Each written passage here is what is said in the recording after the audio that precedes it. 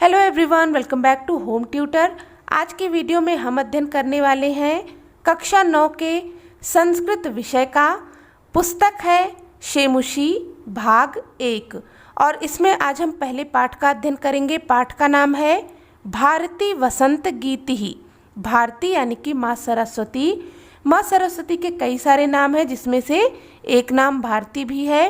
वसंत गीति यानी कि वसंत ऋतु में गाया जाने वाला गीत। तो यहाँ पर देखिए पाठ का परिचय दिया गया है। पाठ से संबंधित यहाँ पर कुछ चीज़ें बताई गई हैं कि इस पाठ के रचयिता कौन है, यह जो गीत है यह कहाँ से लिया गया है और इसमें किस चीज़ का वर्णन है। अयं पाठः आधुनिक संस्कृत कवेः पंडित जानकी वल्लभ शास्त्रिणिः काकिली इति गीत संग्रहात् संकलितो अस्ति। यह पाठ आधुनिक संस्कृत कवि पंडित जानकी वल्लभ शास्त्री के काकली इस गीत संग्रह से लिया गया है, इसमें संकलित है। संस्कृत के एक बहुत ही प्रख्यात कवि हैं, उनका नाम है पंडित जानकी वल्लभ शास्त्री। तो उनकी एक पुस्तक है, एक गीत संग्रह है जिसका नाम है काकली। काकली का अर्थ होता है कोयल की आवाज़। तो उस पुस्तक में ये जो गीत आज आप पढ़ने जा रहे हैं भारती वसंत गीति, उस पुस्तक में संग्रहित है, वहाँ से ये लिया गया है। प्रकृतेः सौंदर्यम अवलोक्य एव सरस्वत्याः वीणायाः मधुरझङ्कृत्याः प्रभवितुं शक्यन्ते इति भावनापुरस्सरं कविः प्रकृतेः सौंदर्यं वर्णयन् सरस्वतीं वीणावादनाय संप्रार्थ्यते। प्रकृति के सौंदर्य को देखकर ही सरस्वती की वीणा की झनकार संभव हो सकती है। इस भावना से प्रेरित होकर कवि ने प्रकृति के सौंदर्य का वर्णन करते हुए माँ सरस्वती से वीणा बजाने की प्रार्थना की है।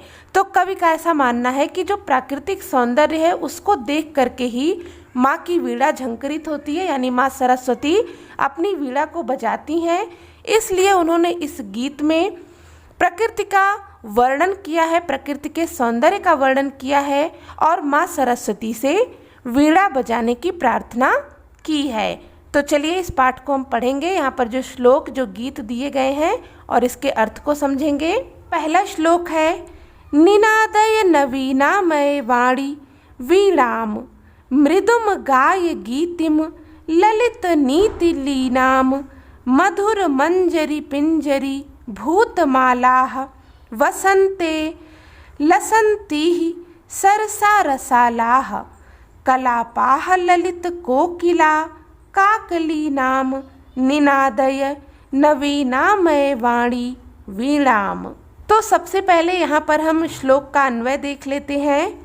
ऐ वाणी नवीनाम वीणाम निनादय ललित नीति लीनाम गीतिम मृदुम गाय इह वसंते मधुर मंजरी पिंजरी भूतमालाः सरसाः रसालाः लसन्ति ललित काकली नाम कोकिला कलापाः लसन्ति। निनादय अर्थात बजाओ, नवीनामय अर्थात नया, नवीन या नूतन, वाणी यानी कि सरस्वती, वीणाम यानी कि वीणा को, मृदुम यानी कि मधुर, गाय यानी कि गाओ, गीतिम गीत को, ललित यानी कि सुंदर, नीति यानी कि नीतियों में, लीनाम यानी कि लीन अर्थात सुंदर नीतियों में लीन, मधुर मंजरी यानी कि आम के कोमल पुष्प, जिसे कि हम बौर कहते हैं, तो मधुर मंजरी यानी कि आम के बौर या आम के कोमल पुष्प, पिंजरी भूतमाला अर्थात पीले रंग से युक्त पंक्तियाँ, वसंते अर्थात वसंत में, लसंती यानी सुशोभित हो रही हैं, सरसा अर्थात रसपूर्ण, रसालाह का अर्थ होता है आम के वृक्ष, कलापाह अर्थात समूह, ललित यानी कि सुंदर, कोकिला यानी कि कोयल, काकली नाम अर्थात कोयल की आवाज के। हे सरस्वती, नवीन वीणा को बजाओ, सुंदर नीतियों से युक्त मधुर गीत को गाओ। यहाँ वसंत में मधुर आम के पुष्पों से पीली हो गई रसपूर्ण आम के वृक्षों की माला सुशोभित हो रही है। मनोहर कूक वाली या मनोहर आवाज वाली कोयल के समूह सुंदर लग रहे हैं। हे सरस्वती, नवीन वीणा को बजाओ। वहति मंदम मंदम सनीरे समीरे, कालंदी आत्मजाया सवा नीर तीरे। नताम पंक्तिम आलोक्य मधुमाधवीनाम, निनादय नवीनामय वाणी वीणाम। इन पंक्तियों का अन्वय होगा कालिंदात्मजायाः सवा नीर तीरे, सनीरे समीरे, मंदम मंदम वहति मधुमाधवी नाम, नताम पंक्तिम आलोक्य। वहति यानी कि बहता है या बहती है, मंदम मंदम धीरे धीरे, सनीरे तो नीर का अर्थ होता है जल, सनीरे यानी कि जल से परिपूर्ण या जल से युक्त, समीरे यानी कि वायु में। कालिंदी हम कहते हैं यमुना नदी को, यमुना नदी का पर्याय है कालिंदी। यमुना नदी के सवा नीर तीरे अर्थात वेद की लता से युक्त तट पर। नताम झुकी हुई, पंक्तिमालोक्य पंक्ति को देखकर। मधुमाधवी नाम अर्थात मधुर मालती लताओं की। तो यहाँ पर कवि कहते हैं कि यमुना नदी के बेत की लताओं से युक्त तट पर जल युक्त वायु के धीरे धीरे बहने पर, मधुर मालती लताओं की झुकी हुई पंक्तियों को देखकर, हे सरस्वती, नवीन वीणा को बजाओ। अगला है ललित पल्लवे पादपे पुष्प पुंजे, मलय मारुतो चुंबिते मंजु कुंजे। स्वंतीम तंतिम प्रेक्ष्य मलिनाम लीनाम, निनादय नवीनामय वाणी वीणाम। इसका अन्वय हो जाएगा मलय मारुतो चुंबिते, ललित पल्लवे पादपे पुष्प पुंजे मंजु कुंजे। स्वंतीतम अलीनाम मलिनाम, तंतिम प्रेक्ष्य ऐ वाणी नवीनाम वीणाम निनादय। ललित यानी कि सुंदर, पल्लवे यानी कि पत्ते, पादपे अर्थात वृक्षों पर, पुष्प पुंजे अर्थात पुष्पों के समूहों पर, मलय मारुतो चुंबिते अर्थात चंदन वृक्ष की सुगंधित वायु से स्पर्श किए गए। मंजु कुंजे यानी कि सुंदर लताओं से घिरे हुए या सुंदर लताओं से ढके हुए।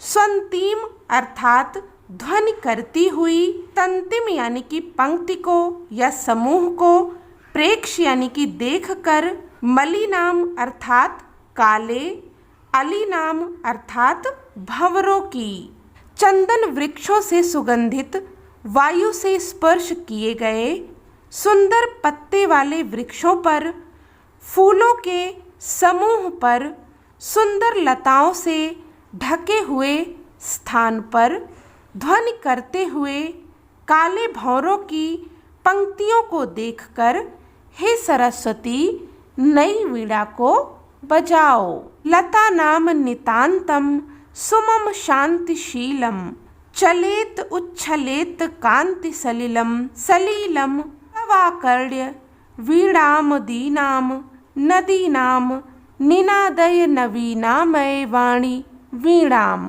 इसका अन्वय होगा तव अदीनाम वीणाम आकर्ण्य, नितांतम लता नाम शांतिशीलम, सुमम चलेत नदीनाम कांत सलिलम, सलीलम उच्छलेत ऐ वाणी नवीनाम वीणाम निनादय।